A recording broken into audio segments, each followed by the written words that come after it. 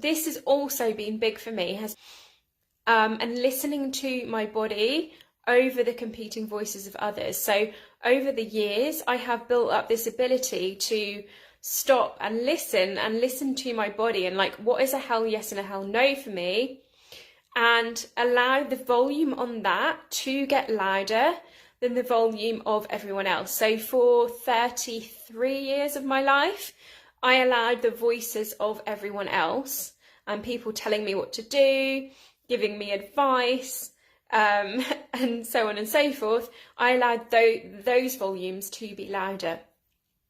And what I have chosen to do, because that is how I have seen success in my life and my business, that is how I met my soulmate and moved here by the sea, and, you know, left corporate and started my business, replaced my corporate income plus more.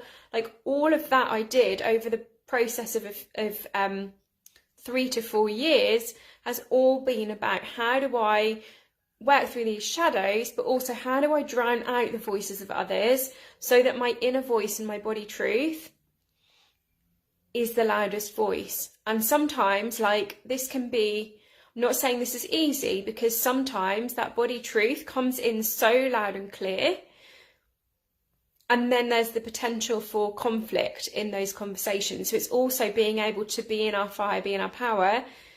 And that is like epic. That is self-love. Like, this is where it's not all love and light, and self-love is not just bubble baths. Like, to really epically love ourselves, we have to be able to hold ourselves through the conflict that it brings when we listen to our inner voice over all other competing voices, and we allow this inner voice volume to rise, and the voices of others, opinions of others, or even just energy of others from being out and about in the world to bring that volume down, okay? And this is the journey to that alignment piece, to your magic, is through that, through doing this deep work, from connecting to your shadows, and then allowing that inner voice and that inner wisdom and that hell yes and that hell no and that soul's wisdom coming through from your higher self, from source, to be the loudest voice in the room, to be the loudest voice over your conditioning from the words that, you know, parents, mentors, friends, and to connect to that inner wisdom, okay?